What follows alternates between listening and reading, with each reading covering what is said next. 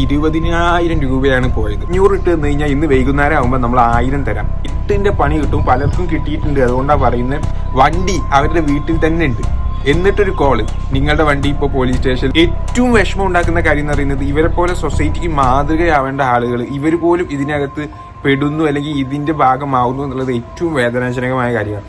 ഇപ്പൊ നിക് വ്ളോഗ്സിനെ എടുക്കാം. നിക് വ്ളോഗ്സ് ഞാൻ നന്നായിട്ട് റെസ്പെക്ട് ചെയ്യുന്ന ഒരു പേഴ്സണാണ്. പക്ഷെ 100 പേര് പറ്റിച്ചിട്ട് ഒരാളെ സഹായിച്ചിട്ട് പ്രത്യേകിച്ച് കാര്യമൊന്നുമില്ല. പിന്നെ അർജുനിൽ നിന്നും നമ്മൾ ഒരിക്കലും എക്സ്പെക്ട് ചെയ്യുന്നില്ല. പക്ഷെ അർജുനൊക്കെ നിരന്തരം ഇത്തരം ആഡ്സാണ് ചെയ്യാറ്. അതുപോലെ തന്നെ നമ്മുടെ സഞ്ജുടക്കി, അത് പിന്നെ പറയേണ്ട കാര്യമില്ല.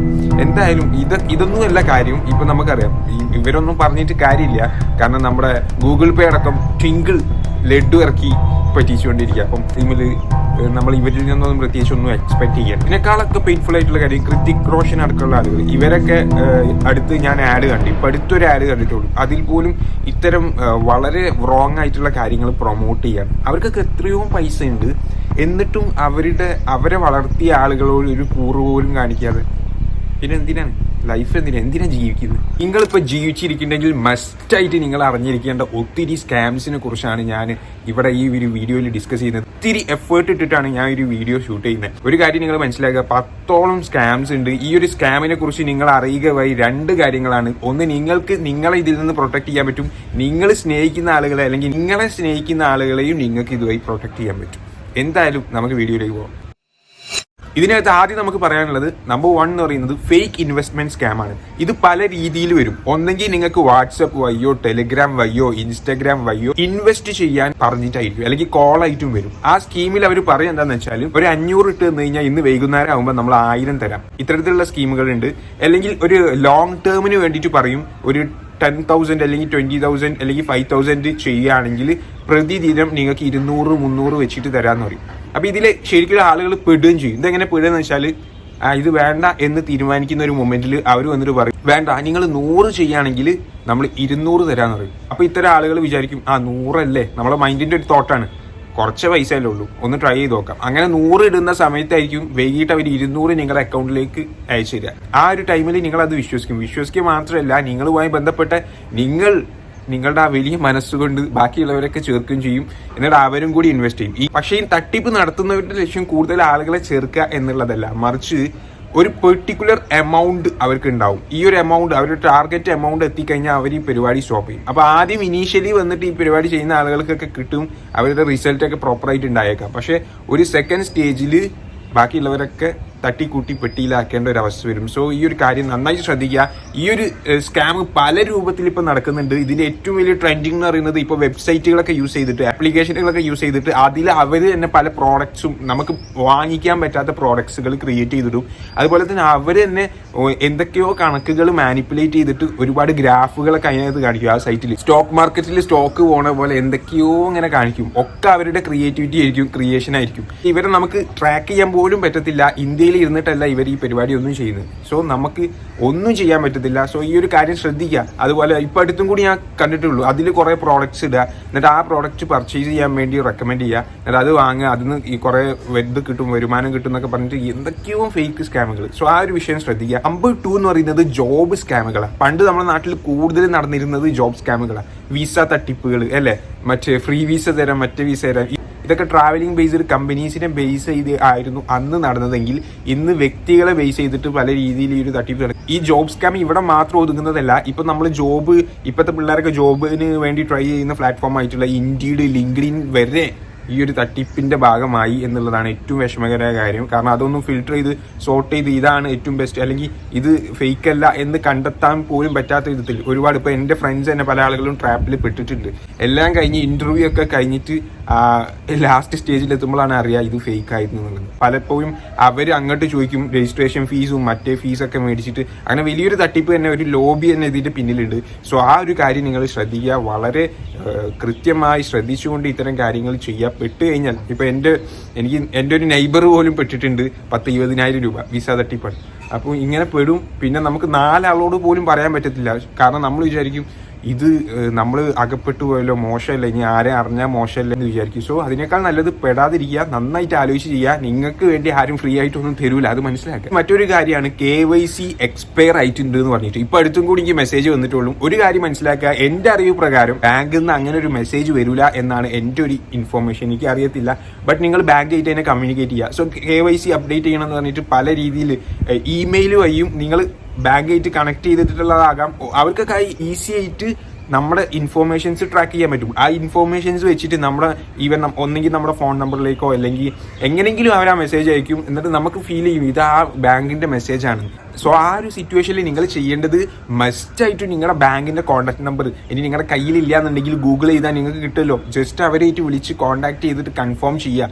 ഇനി ഈ പരിപാടിക്ക് പോയത് അത് ബാങ്കായിട്ട് നേരെ നിങ്ങൾ ഡീൽ ചെയ്യാൻ ശ്രമിക്കുക. പിന്നെ ഏറ്റവും കൂടുതൽ ഇപ്പം നടന്നുകൊണ്ടിരിക്കുന്ന തട്ടിപ്പാണ് ഫേക്ക് ആയിട്ട് നിങ്ങളുടെ അക്കൗണ്ടിലേക്ക് പൈസ വന്നിട്ടുണ്ട്, സോറി ബൈ മിസ്റ്റേക്ക് ഞങ്ങൾ ചെയ്തു പോയതാന്ന് പറഞ്ഞിട്ടുള്ള പരിപാടി. അതായത് ഇപ്പം ഗൂഗിൾ പേ, ഫോൺ പേ അല്ലേ, PayTM ഒക്കെ ട്രെൻഡിങ് ആയിട്ട് നിൽക്കുന്ന കാലമാണ്. എത്രയും സുഖമായിട്ട് ഈ ഒരു പരിപാടി ചെയ്യാവുന്നതാണ്. ഈവൻ ചെറിയ എമൗണ്ട് ആണെങ്കിലും വലിയ എമൗണ്ട് ആണെങ്കിലും നിങ്ങൾ നിങ്ങളുടെ അടുത്തുള്ള പോലീസ് സ്റ്റേഷനുമായിട്ട് കമ്മ്യൂണിക്കേറ്റ് ചെയ്തിട്ട് ഈ ഒരു വിഷയത്തെ ഹാൻഡിൽ ചെയ്യാൻ ശ്രമിക്കുക. അല്ലെങ്കിൽ 8ന്റെ പണി കിട്ടും, പലർക്കും കിട്ടിയിട്ടുണ്ട്, അതുകൊണ്ടാണ് പറയുന്നത്.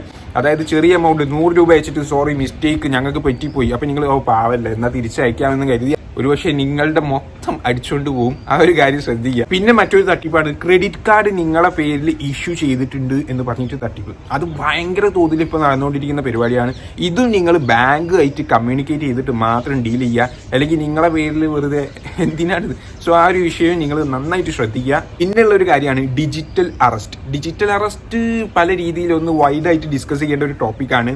ഇതിന്റെ മറ്റൊരു വേർഷൻ ഉണ്ട്. അതായത് നിങ്ങളുടെ വാഹനങ്ങൾ, ഇത്തരം കാര്യങ്ങളൊക്കെ ഇത് മേ ബി നിങ്ങളുടെ ലൊക്കാലിറ്റിയിൽ നിങ്ങളെ അറിയുന്ന ആളുകളും ഈ ഒരു തട്ടിപ്പ് നടത്താനുള്ള ചാൻസ് ഉണ്ട്. വളരെ അവെയർ ആയിട്ടിരിക്കുക. ഇപ്പൊ എനിക്കൊരു അനുഭവം ഉണ്ടായി. എൻ്റെ ഒരു ഫാമിലിയിലുള്ള ഒരാളുടെ വണ്ടി അവരുടെ വീട്ടിൽ തന്നെ ഉണ്ട്. എന്നിട്ടൊരു കോള്, നിങ്ങളുടെ വണ്ടി ഇപ്പോൾ പോലീസ് സ്റ്റേഷനിലാണ്, ഇങ്ങനെയാണ് സംഭവം എന്നൊക്കെ പറഞ്ഞിട്ട് ഒരു കോള് വന്നു. പക്ഷെ ഇങ്ങനത്തെ ഒരു ഫേക്ക് ആയിട്ടുള്ള കറക്റ്റ് ആ നമ്പറൊക്കെ അവർ പറയും. കാരണം അവർക്കിത് അറിയാം, അവർ നമ്മൾ നോട്ട് ചെയ്തിട്ടുണ്ടാവും. സോ ആ രീതിയിലുള്ള ഫേക്ക് ആയിട്ടുള്ള അറസ്റ്റുകളുടെ സ്കാമുകളും നമ്മുടെ നാട്ടിൽ നടക്കുന്നുണ്ട്. ഇത് പല രീതിയിൽ നടക്കാറുണ്ട്. നിങ്ങളെ ഇമോഷണലിയും ഈ രീതിയിൽ ബ്ലാക്ക് മെയിൽ ചെയ്യാനുള്ള ചാൻസ് ഉണ്ട്. അതെങ്ങനെയാണെന്ന് വെച്ചാൽ നിങ്ങളുമായി ബന്ധപ്പെട്ട ആരെങ്കിലുമൊക്കെ അറസ്റ്റ് ആയിട്ടുണ്ട്, അവരിപ്പോൾ ഞങ്ങളുടെ കസ്റ്റഡിയിലാണ്, ഈവൻ ഹോസ്പിറ്റലിലാണ് എന്നൊക്കെ പറഞ്ഞിട്ട് പല രീതിയിലുള്ള കോളുകളും വന്നേക്കാം. സോ നിങ്ങൾ ഫസ്റ്റ് ഓഫ് ഓൾ പ്രത്യേകിച്ച് ലേഡീസിനൊക്കെ ഈ ഒരു കാര്യം കിട്ടുമ്പോഴായിരിക്കും അവർ പെട്ടെന്നൊന്ന് പതറിപ്പോവും. ആ ഒരു കാര്യം നിങ്ങൾ ചെയ്യേണ്ടത് ഇത്ര മാത്രമാണ്. നിങ്ങൾ ആ വ്യക്തിയെ കുറിച്ച് ആദ്യം ഒന്ന് ചിന്തിക്കുക. ആ വ്യക്തി ഇങ്ങനെ ഒരു സ്കാമിൽ പോയി അല്ലെങ്കിൽ ഇങ്ങനത്തെ ഒരു ഇഷ്യൂവിൽ പോയി പെടാൻ ചാൻസ് ഉണ്ടോ? അങ്ങനെ പറയുമ്പോൾ നിങ്ങൾ അത് വിശ്വസിച്ച് അതിന് പിന്നാലെ പോവാതിരിക്കുക. ജെന്യൂൻ ആയിട്ട് നിങ്ങൾക്ക് നിങ്ങളുടെ സ്റ്റേഷൻ പരിധിയിലൊക്കെ അന്വേഷിച്ചിട്ട് ആ രീതിയിൽ ആ കാര്യത്തെ കാണാൻ ശ്രമിക്കുക, അല്ലെങ്കിൽ പണി കിട്ടും. പിന്നെയുള്ള ഒരു തട്ടിപ്പാണ് നിങ്ങളുടെ മൊബൈൽ ഫോൺ ഒരു സ്കാമിന് വേണ്ടിയിട്ട് സ്കാം ചെയ്യാൻ വേണ്ടിയിട്ട് ആരോ യൂസ് ചെയ്തിട്ടുണ്ട്. അത് ഉടൻ തന്നെ എന്തൊക്കെയോ ചെയ്യണം എന്നൊക്കെ പറഞ്ഞിട്ട് പല പല മെസ്സേജുകളും നിങ്ങളോട് പല ആക്ടിവിറ്റീസും ഫർദർ സ്റ്റെപ്സ് ഒക്കെ ചെയ്യാൻ പറഞ്ഞിട്ടുള്ള തട്ടിപ്പ് ഇപ്പോൾ നടക്കുന്നുണ്ട്. അതിനെക്കുറിച്ചും അവെയർ ആയിരിക്കുക. നിങ്ങൾ ജസ്റ്റ് കുറച്ച് വെയിറ്റ് ചെയ്യേണ്ടി വരും. 2-3 മിനിറ്റ് സ്പെൻഡ് ചെയ്തിട്ട് നിങ്ങളുടെ മൊബൈൽ ടീമിനെ, അത് ഏത് അതോറിറ്റി ആണോ അവരെ ഒന്ന് കോൺടാക്ട് ചെയ്താൽ മതി. പലരും അത് ചെയ്യില്ല. കാരണം എന്താ, 1 അമർത്തുക, 2 അമർത്തുക, 8 വരെ അമർത്തണമല്ലോ, ആ ഒരു പ്രശ്നമാണ്. പക്ഷേ ദയവ് ചെയ്ത് നിങ്ങൾ പറ്റിക്കപ്പെടാതിരിക്കണമെങ്കിൽ ഇത്തരം കാര്യങ്ങൾ ആ രൂപത്തിൽ കൈകാര്യം ചെയ്യാൻ ശ്രമിക്കുക. അതുപോലെ നിങ്ങൾക്ക് പോലീസ് സ്റ്റേഷനുമായിട്ട് ഈ ഒരു വിഷയത്തെ സമീപിക്കാവുന്നതാണ്. പിന്നെ കഴിഞ്ഞ 2-3 വർഷമായിട്ട് നിരന്തരമായിട്ട് എല്ലാ വർഷവും നടക്കുന്ന തട്ടിപ്പാണ് ആനിവേഴ്സറി സ്കാം. പല പല ടോപ്പ് കമ്പനികളുടെ ആനിവേഴ്സറിക്ക് നിങ്ങൾക്ക് ഐഫോൺ വാഗ്ദാനം, നിങ്ങൾക്ക് 50,000 25,000 കാർ എന്നൊക്കെ പറഞ്ഞിട്ട് ഒരു വെബ്സൈറ്റ് ക്രിയേറ്റ് ചെയ്ത് പടച്ചങ്ങ് വിടും. അതിനകത്ത് ആകെ ഉണ്ടാവും ഒരു സ്പിന്നർ, അങ്ങനെ എന്തൊക്കെ ഉടായ്പ പരിപാടികൾ ഉണ്ടാവും. അവരുടെ ലക്ഷ്യം നിങ്ങളുടെ ഫോൺ ഇൻഫോർമേഷൻ ട്രാക്ക് ചെയ്യുക, അല്ലെങ്കിൽ മറ്റെന്തെങ്കിലും ഇൻഫോർമേഷൻ ട്രാക്ക് ചെയ്യാന്നായിരിക്കും. അല്ലെങ്കിൽ ഒരു വൈബിന്റെ പുറത്തും ചെയ്യുന്നത് ആൾക്കാരുണ്ടാവും. എന്തായാലും അവർ പഠിച്ച സ്കില്ലിനെ വളരെ മോശമായ രീതിയിൽ യൂസ് ചെയ്യാണ് എന്ത് പറഞ്ഞാലും. സോ എല്ലാ വർഷവും എനിക്ക് എൻ്റെ ഒരു പെങ്ങള്, അവൾ എല്ലാ വർഷവും ഇതേ ലിങ്ക് അയച്ചു തരും. ഞാൻ എത്ര അവളോട് പറഞ്ഞാലും വീണ്ടും ഇത് തന്നെ അയക്കുന്നത്. ഇവളെങ്ങനെ അത് ഇത്ര എഡ്യൂക്കേറ്റഡ് ആയിട്ടും പിന്നെ എങ്ങനെയാണ്? ആ ഒരു വെബ്സൈറ്റ് കണ്ടാൽ തന്നെ നിങ്ങൾക്ക് മനസ്സിലാവും. ആ വെബ്സൈറ്റിൽ താഴെ കുറച്ച് കമന്റ്സ് ഒക്കെ കൊടുത്തിട്ടുണ്ടാവും, വാവ് നൈസ് പൊളി എന്നൊക്കെ പറഞ്ഞിട്ട്. പക്ഷെ നിങ്ങൾക്ക് അവിടെ കമന്റ് പോലും ചെയ്യാൻ പറ്റത്തില്ല. നിങ്ങൾ ശ്രദ്ധിച്ചാൽ മതി, അവിടെ നിങ്ങൾക്ക് കമന്റ് പോലും ചെയ്യാൻ പറ്റത്തില്ല. നിങ്ങളുടെ കമന്റുകൾ നിങ്ങൾക്ക് അവിടെ രേഖപ്പെടുത്താൻ പറ്റത്തില്ല. ആ വെബ്സൈറ്റ് കണ്ടാൽ തന്നെ മനസ്സിലാവും. പിന്നെ ഇതൊന്നും വേണ്ട. അധികം ഇത്തരം സ്കാമിൽ ഇപ്പൊ ഞാൻ കണ്ടിട്ടുള്ളത് ലുലു മാളിന്റെ ആനിവേഴ്സറി എന്നാണ്. അപ്പൊ ആ ഡേറ്റ് ചെക്ക് ചെയ്താൽ തന്നെ നമുക്കറിയാം, ഗൂഗിൾ ചെയ്താൽ ലുലു മാളിന്റെ ആനിവേഴ്സറി 3-4 മാസം മുന്നേ കഴിഞ്ഞിട്ടുണ്ടാവും.